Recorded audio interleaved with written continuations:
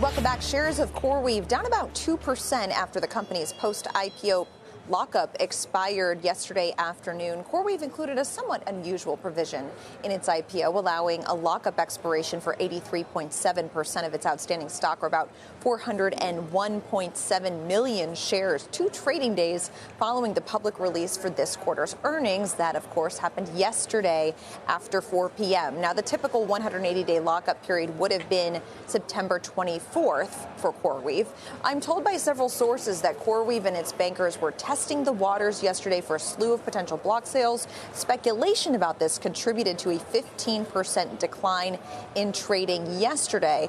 Ultimately, I've heard from sources this morning that JP Morgan sold about 5 to 6 million shares in a block around the $97 range. That's pretty close to where it's trading now. I don't know which investors participated in any of these individual block trades, but that represents a $582 million trade. Goldman and Morgan Stanley, I'm told, also did some blocks at similar sizes and also pricing around that mid-90s level there. And there will likely be a period of time where the market needs to absorb some more supply, so expect to hear a bit more about this over the next, say, 6 weeks or so.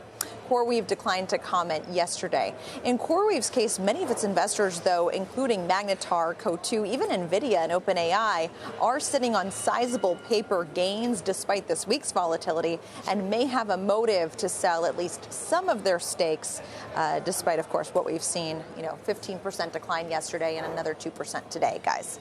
It feels like CoreWeave has tested investors' sort of willingness to tolerate a lot of different kind of not questionable, but sort of a little hair on the story in terms of the customer concentration, the financing of a lot of their projects, and then this early lockup, just for participation in this part of the data center world. Yeah, and another interesting aspect of this, and this is kind of a symptom of staying private for a longer period of time, is you have a very busy cap table. You have a lot of private investors who may need liquidity here, so you can't necessarily do a more orderly marketed deal as you may be used to historically, where you've got a couple people that come together and agree on a process. I mean, this is a lot of different people at a lot of cooks in the kitchen. And didn't that Circle want just also do an early exemption from a lockup yesterday as well? Oh, wow. Yeah. They had a lot of insiders that were there for a long time. Also, people sitting on some nice paper gains on that front as well.